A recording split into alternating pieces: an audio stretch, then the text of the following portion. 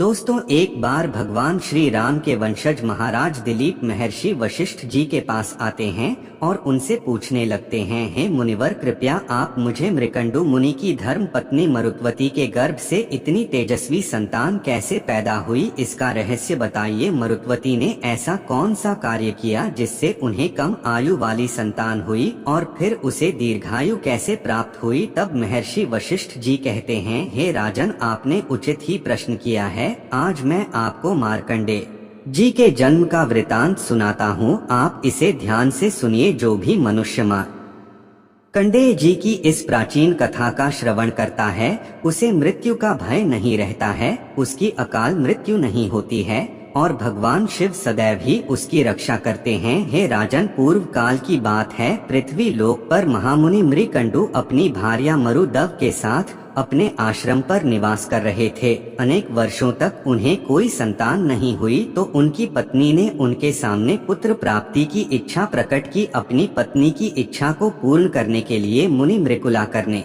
लगे। अनेक वर्षों तक तपस्या करने के पश्चात भगवान शंकर उन पर प्रसन्न हुए और उन्हें साक्षात दर्शन देकर कहने लगे, हैं मुनिवर, मैं तुम्हारी भक्ति से अत्यंत प्रसन्न हूँ, तुम अपनी इच्छा के अनुसार वरदान मांगो। तब मुनि मृकुला एक गुणवान एवं सर्वज्ञ पुत्र पाने की इच्छा रखते हो। भगवान शंकर के इस प्रकार से पूछने पर धर्मात्मा मकु ने कहा, हे जगदीश्वर, मैं गुणहीन पुत्र नहीं चाहता, उसकी आयु छोटी ही क्यों ना हो, किंतु वह गुणवान और सर्वज्ञ होना चाहिए। इसीलिए आप मुझे 16 वर्ष की आयु वाला गुणवान पुत्र ही प्रदान कीजिए। फिर भगवान शंकर बोले, हे मुनिवर, ठीक है, तो मैं तुम्हें यह वरदान देता हूँ कि तुम्हें 16 वर्ष की आयु वाला एक पुत्र होगा जो परम धार्मिक, सर्वज्ञ, गुणवान, यशस्वी और ज्ञान का समुद्र होगा। वह तीनों लोकों में कीर्ति प्राप्त करेगा। इस प्रकार से वरदान देकर भगवान शंकर उस स्थान से अंतर्ध्यान हो गए। भगवान शंकर से वरदान पाकर मुनि मृकुला गए। फिर कुछ ही दिनों के बाद मुनि मृकुला का संस्कार किया। तदनंतर उन्होंने गर्भ के बालक में पुरुषत्व की वृद्धि के लिए एक शुभ दिन विधि के अनुसार अच्छे ढंग से पुंसवन संस्कार किया।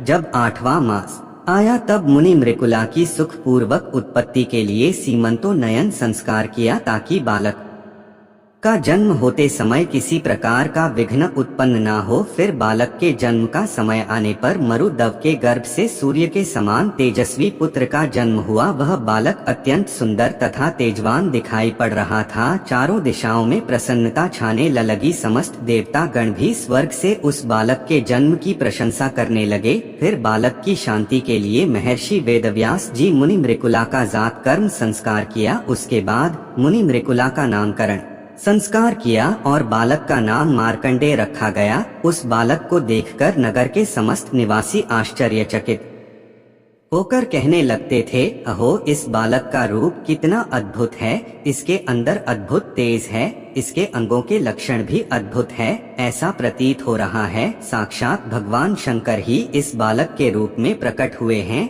फिर मृकुला छठे महीने में उस बालक का अन्न प्राण कराया। फिर 2.5 वर्ष की आयु में चूड़ा कर्म करके श्रवण नक्षत्र में कर्ण वेद किया। फिर मृकुला के ब्रह्मा तेज की वृद्धि के लिए 5 वर्ष की उम्र में उसे यज्ञोपवीत दे दिया और उसे वेद पढ़ाया। फिर मार्कंडेय जी ने अपने गुरुओं से ज्ञान प्राप्त किया और अपनी विलक्षण बुद्धिमता से समस्त गुरुओं को प्रसन्न किया। इस प्रकार से वर्ष बीतने लगे और जब मार्कंडेय जी का 16वां वर्ष प्रारंभ हुआ तो उनके पिता मृकुला छा गई। वे दुखी होकर विलाप करने लगे। अपने पिता को शोक करता हुआ देखकर मार्कंडेय अपने पिता से उनके शोक का कारण पूछा। तब मुनि मृकुला 16 वर्ष तक की ही आयु प्रदान की है।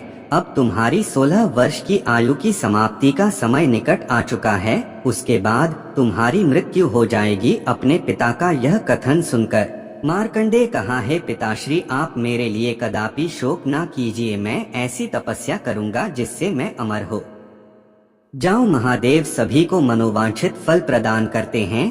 वे मृत्यु को जितने वाले त्रिनेत्रधारी सर्वज्ञ है, वे कालों के भी काल महाकाल है। मैं उन्हीं की आराधना करके अमृतत्व को प्राप्त करूंगा। अपने पुत्र की बात सुनकर उसके माता पिता को बड़ा आनंद हुआ। उन्होंने अपने शोक का त्याग किया और कहने लगे, हे पुत्र, तुम अवश्य ही भगवान शंकर की शरण में जाओ। उनसे बढ़कर दूसरा कोई हित नहीं है जो संसार में किसी के लिए भी संभव नहीं है। भगवान शंकर उसे भी संभव बना सकते हैं। वे काल का भी संहार करने वाले हैं। भगवान शंकर ने ही समुद्र मंथन से प्रकट हुए अग्नि के समान भयंकर हलाहल विष का पान करके तीनों लोगों को बचाया था। इसीलिए हे पुत्र, तुम भगवान शिव की ही शरण में जाओ, वे ही तुम्हारा कल्याण करेंगे। इस प्रकार से अपने माता पिता की आज्ञा पाकर मार्कंडेय जी दक्षिण दिशा में समुद्र के तट पर चले गए और वहां पर विधि पूर्वक अपने ही नाम से एक शिवलिंग स्थापित किया। वे तीनों समय स्नान करके भगवान शिव की पूजा करते और स्तोत्र का पठन करते थे। इस प्रकार से पूजा करते हुए उन्हें अनेक दिन बीत गए और फिर उनकी आयु का अंतिम दिन आ गया। उन्हें 16 वर्ष पूर्ण हो गए। जब मार्कंडेय जी भगवान शिव की पूजा करने में संलग्न हुए तो उसी समय उस स्थान पर उनके प्राण लेने के लिए साक्षात काल वहां पर प्रकट हुआ। काल के नेत्र बड़े बड़े तथा लाल दिखाई दे रहे थे। बड़ी बड़ी दाढ़ हो के कारण उसका मुख अत्यंत विकराल और भयंकर दिखाई पड़ रहा था। वह काल काजल के समान काला था और भैंसे पर सवार होकर उस स्थान पर प्रकट हुआ था। काल ने आते ही मार्कंडेय जी से कहा, हे बालक, आज तुम्हारी आयु समाप्त हो चुकी है, इसीलिए अब मैं तुम्हारे प्राण लेने के लिए यहाँ पर प्रकट हुआ हूँ। उस काल को अपने सामने खड़ा देखकर मार्कंडेय को जरा सा भी भय नहीं लगा और वे उस काल से कहने लगे, हे महामते काल, मैं जानता हूँ कि आज मेरा अंतिम दिन है, किंतु मैं जब तक भगवान शिव के मृत्युंजय नामक मंत्र का पाठ पूरा न कर लूँ तब तक मेरी प्रतीक्षा करो। मैं शिव जी की स्तुति के बिना कहीं भी नहीं जाता, भोजन और शयन तक नहीं करता, यही मेरा व्रत है। संसार में मुझे जीवन, स्त्री, राज्य, सुख भी इतने प्रिय नहीं है जितना मुझे शिव जी की स्तुति करना प्रिय है। यह सुनकर काल ने मार्कंडेय जी से हंसते हंसते से कहा, हे बालक, तुम्हारी यह बातें सुनकर मुझे बड़ी हंसी आ रही है। लगता है तुमने अपने पूर्वजों की बात नहीं सुनी है। जो मनुष्य जवानी में ही धर्म के कार्य नहीं करता वह बुढ़ापे में पश्चाताप करता है। 1 वर्ष के 8 महीने में धर्म के कार्य करने चाहिए ताकि बचे हुए 4 महीने सुख से बीते। मनुष्य को दिन में ही काम पूरा कर लेना चाहिए ताकि रात में उसे सुख से नींद आए। जीवन भर ऐसा कार्य करना चाहिए जिससे मरने के बाद सुख प्राप्त हो। जो काम कल करना चाहिए उसे आज ही करने में भलाई है। जब मृत्यु निकट आती है तो काल यह नहीं देखता कि उस प्राणी का काम पूरा हुआ है या नहीं। काल बिना विलंब किए ही प्राणी को ग्रहण कर लेता है। मूर्ख मनुष्य मृत्यु को सामने खड़ा हुआ देखकर भगवान को याद करने लगते हैं और पश्चाताप करने लगते हैं। हे बालक, ध्यान से सुनो, जिसकी मृत्यु नहीं आई है उसे सैकड़ों बाण भी लग जाए तो भी वह नहीं मरता, किंतु जिसकी मौत आती है वह घास का तिनका चुभने पर भी मर जाता है। मैंने इस पृथ्वी लोक पर निवास करने वाले सैकड़ों चक्रवर्ती राजाओं और तपस्वियों को भी अपना ग्रास बनाया है, इसीलिए तुम अब कुछ भी उपाय करके मुझसे बच नहीं सकते। मृत्यु से कोई चूक नहीं सकता, इसीलिए अब तुम व्यर्थ प्रयास करना छोड़कर मेरे साथ चलो। काल के ऐसे वचन सुनकर मार्कंडेय जी ने कहा, हे काल, तुम भी ध्यान से सुनो। जो भी भगवान शिव की स्तुति में लगे रहने वाले मनुष्य के कार्य में विघ्न डालता है वे शीघ्र ही नष्ट हो जाते हैं। इसीलिए मैं तुम्हें रोक रहा हूँ। तुम मुझे भगवान शिव की स्तुति करने से ना रोको। जिस प्रकार से सिपाहियों पर राजा शासन करता है उसी प्रकार से शिव जी के भक्तों पर केवल उनका ही शासन चलता है, कोई उन्हें आदेश नहीं दे सकता। भगवान शिव के सेवक पर्वतों को भी विदीर्ण कर डालते हैं, समुद्रों को भी पी जाते हैं तथा पृथ्वी और अंतरिक्ष को भी हिला डालने में समर्थ होते हैं। इतना ही नहीं, वे ब्रह्मा और इंद्र को भी तिनके के समान समझते हैं। शिवजी के सेवकों के लिए कोई भी कार्य असंभव नहीं है।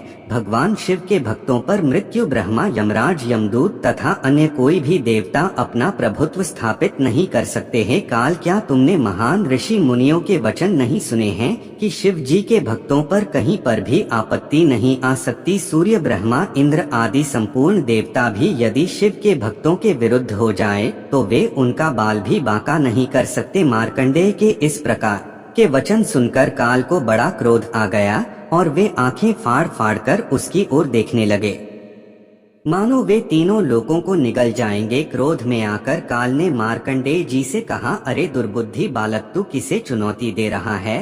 गंगा नदी में जितने बालू के कण नहीं है, उतने ब्राह्मणों का मैंने संहार कर डाला है। मैं अभी तुम्हें मेरा बल और पराक्रम दिखाता हूँ, अभी तुम्हारे प्राणों को शरीर से अलग कर देता हूँ। तुम इस समय जिनका सेवक होने का नाटक कर रहे हो देखते हैं, वे महादेव भी तुम्हारी रक्षा कर सकते हैं या नहीं? इस प्रकार से गर्जना करते हुए उस काल ने विकराल रूप धारण करके मार्कंडेय जी के प्राण लेने के लिए आगे बढ़ उतने में भी भगवान शिव उस शिवलिंग से प्रकट हो गए। भगवान शंकर का रूप अकल्पनीय था। लंबी लंबी जटाएं, मस्तक पर चंद्रमा, गले में भयंकर वासुकी नाग, हाथ में त्रिशूल लिए शिवजी मेघ के समान प्रचंड गर्जना करते हुए काल के सामने प्रकट हुए और उन्होंने उसकी छाती में लात मारी। लात मारते ही काल पीछे हो गए और भयभीत होकर खड़ा रहा। भगवान शंकर को देखकर मार्कंडेय जी ने उनकी स्तुति करना आरंभ कर दिया। भगवान शिव के उस भयंकर रूप को देखकर काल भयभीत होकर भगवान शंकर से क्षमा याचना करने लगा और वहां से भाग खड़ा हुआ। फिर मार्कंडेय जी की स्तुति से प्रसन्न होकर भगवान शिव ने उन्हें अनेक कल्पों तक जीवित रहने की आयु प्रदान की और वे उस स्थान से अंतर्ध्यान हो गए। भगवान शिव से वरदान पाकर महामुनि मार्कंडेय जी अपने आश्रम पर लौट गए और अपने माता पिता को प्रणाम करके उन्हें सारा वृतांत सुना दिया। मार्कंडेय जी ने अनेक कल्पों तक पृथ्वी लोक पर वास किया। उन्होंने अनेकों बार प्रलय को अपनी आंखों से देखा है। जो भी भगवान शिव की आराधना करता है उसे काल छू भी नहीं सकता। मुनि वशिष्ठ कहने लगे, हे राजन, मैंने आपको मार्कंडेय जी के जन्म का वृतांत सुना दिया है। जो भी मनुष्य मार्कंडेय जी के जन्म की इस कथा को सुनता है उसके कोटि कोटि पाप भस्म हो जाते हैं और उसका मृत्यु का भय भी नष्ट हो जाता है। शिव जी उसकी सदैव रक्षा करते हैं। तो दोस्तों, इस प्रकार से मार्कंडेय जी ने शिवजी भक्ति करके मृत्यु को भी परास्त कर दिया। आपको यह कथा कैसी लगी कमेंट करके जरूर बताएं। जानकारी अच्छी लगी तो वीडियो को लाइक जरूर करें, कमेंट में हर हर महादेव जरूर लिखें, साथ ही चैनल को सब्सक्राइब करें। आप सभी का धन्यवाद।